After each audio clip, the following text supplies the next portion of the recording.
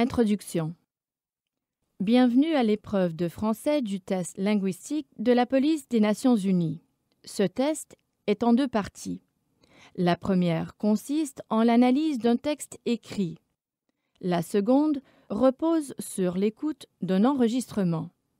Des instructions claires vous seront données avant le début de chacune des deux épreuves. L'usage de tout ordinateur, micro, livre, notes et le recours à une aide extérieure sont interdits. Nous attendons de votre part le respect strict de ces consignes. Tout candidat qui ne respecterait pas ces consignes se verrait exclu de l'épreuve et l'incident serait rapporté officiellement aux autorités de l'État membre organisateur du test ainsi qu'aux responsables chargés des SAT au sein de la division de police aux Nations Unies. Un texte et un questionnaire vont vous être donnés. Le texte décrit une situation que l'on rencontre typiquement dans une mission. 10 points clés y sont développés. Le questionnaire est composé de 10 questions relatives à ces 10 points clés. Il vous sera donné des feuilles de papier de brouillon pour que vous puissiez prendre des notes. Vous serez autorisé à conserver ces notes tout au long du test. Lisez le texte très attentivement. Vous pouvez écrire sur la feuille du test si vous le désirez. Vous serez noté uniquement sur le questionnaire. Après avoir lu le texte, répondez aux 10 questions figurant dans le questionnaire.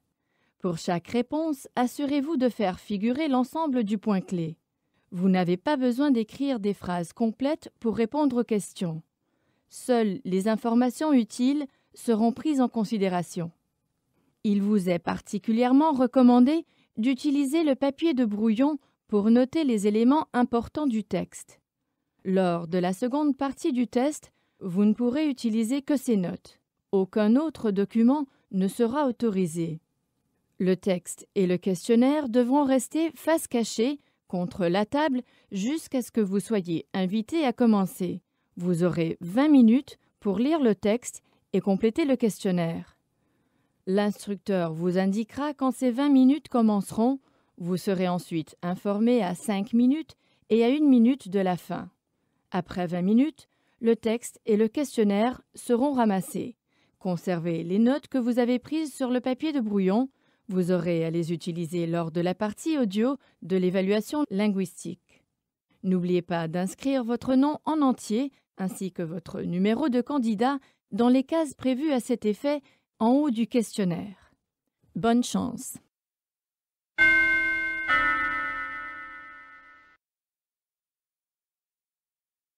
Introduction. Ceci est la seconde phase de l'évaluation linguistique de la police des Nations Unies. Elle est divisée en deux parties. Dans la première partie, vous allez entendre une personne relater une histoire. Il s'agit de la même histoire que celle qui figurait dans le texte écrit que vous venez d'étudier. Ce récit sera intitulé « Monologue ». Dans la seconde partie, vous entendrez cette fois une conversation sur le même sujet entre deux personnes. Cette conversation sera appelée « dialogue ». Nous vous rappelons que l'usage de tout ordinateur, micro, livre, notes ainsi que le recours à une aide extérieure sont interdits. Les candidats qui ne respecteraient pas ces règles se verraient exclus de l'épreuve. L'incident serait communiqué officiellement aux autorités de l'État membre organisateur du test ainsi qu'aux responsables chargés des SAT au sein de la division de police aux Nations Unies. Vous allez recevoir un document papier pour y rédiger votre rapport.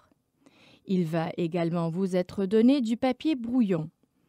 Utilisez ce papier brouillon pour prendre des notes pendant la diffusion du monologue, puis du dialogue. Notez soigneusement les points clés de l'histoire. L'enregistrement ne sera diffusé qu'une seule fois. Les notes prises sur le papier brouillon pendant la diffusion du monologue et du dialogue vous permettront de rédiger ensuite un rapport de police complet. Vous disposerez de 30 minutes pour rédiger votre rapport de police. L'instructeur donnera le signal du début de l'épreuve. Vous serez ensuite informé à 5 minutes et à 1 minute de la fin. N'oubliez pas d'inscrire votre nom en entier ainsi que votre numéro de candidat dans les cases prévues à cet effet sur la feuille qui vous a servi à rédiger votre rapport. Bonne chance!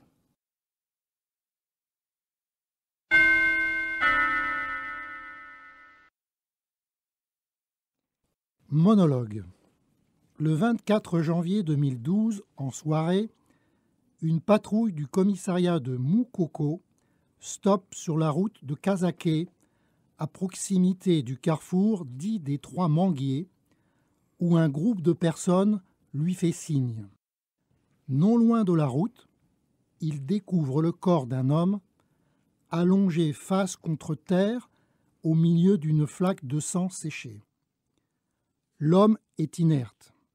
Ses vêtements sont en désordre et autour du corps, les herbes foulées et des branches d'arbustes brisées laissent penser qu'il y a eu une lutte.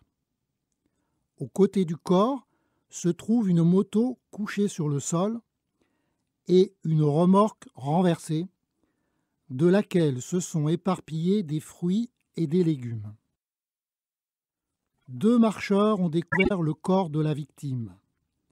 Ils ont été rejoints rapidement par 3 autres personnes quelques minutes avant l'arrivée de la police. Les témoins disent ne pas avoir assisté à l'incident. L'homme est transporté dans un hôpital proche où les médecins déclarent qu'il est décédé d'une balle reçue dans la poitrine. Il y a aussi des traces de violence sur ses mains et ses bras.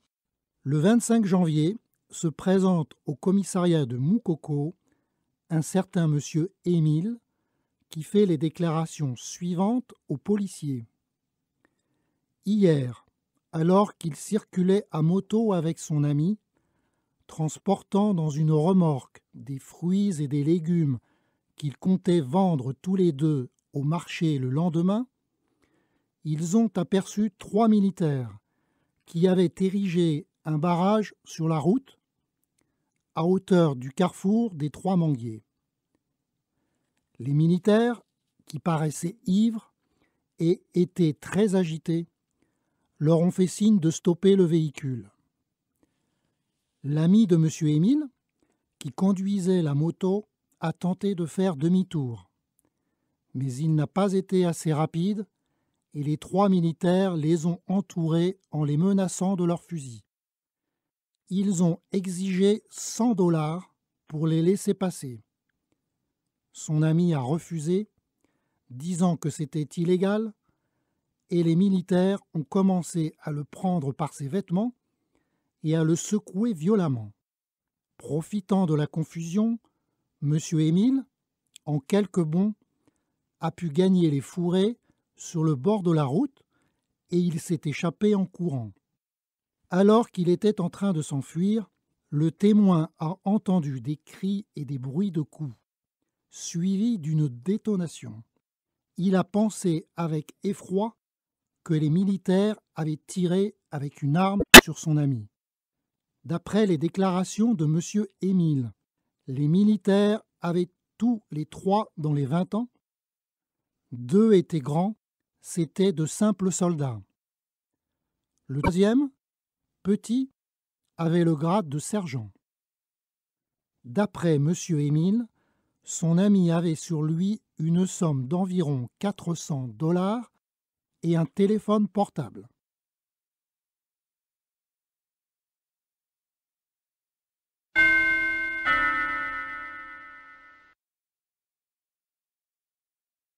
Dialogue.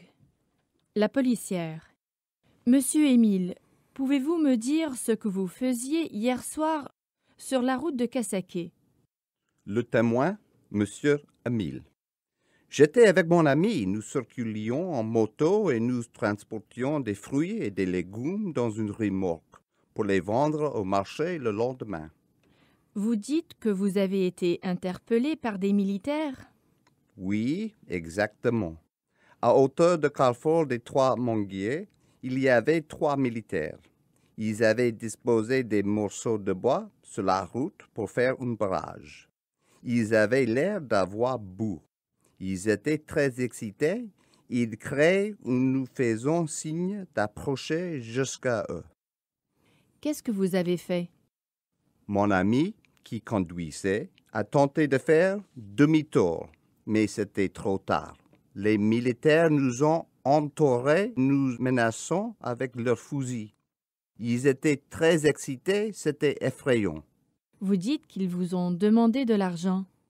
Exactement. Ils nous ont réclamé $100 pour nous laisser passer. Mon ami, qui est plus impulsif que moi, a refusé et a dit qu'il les dénoncerait aux autorités. Les militaires ont très mal réagi. Ils l'ont saisi par les vêtements, l'ont secoué violemment. Ils semblaient prêts à tout. Vous avez pu vous enfuir? Oui, vous savez, mon frère a eu un problème similaire avec des militaires et il a été gravement blessé. Moi, j'ai profité de la confusion pour sauter sur le bas-côté de la route et puis j'ai couru jusqu'aux forêts. Pendant que je courais, j'ai entendu des cris et des bruits de coups, puisqu'il y a eu un coup de feu. J'ai pensé que les militaires avaient tiré sur mon ami. J'étais certain qu'ils l'avaient tué. Malheureusement, vous aviez raison. Apparemment, ils n'ont pas hésité à tuer votre ami. Pouvez-vous nous donner une description de ces militaires? Oui, il y avait un sergent. Il était petit et très athlétique, avec une cicatrice sur la joue gauche. Les deux autres étaient des soldats. Ils étaient grands. C'est tout ce que je me rappelle. Avez-vous quelque chose à ajouter? Mon ami avait au moins $400 en espèces sur lui. Les avez-vous retrouvés? Non, la victime n'avait aucun argent ni aucun objet sur elle quand nous l'avons découverte.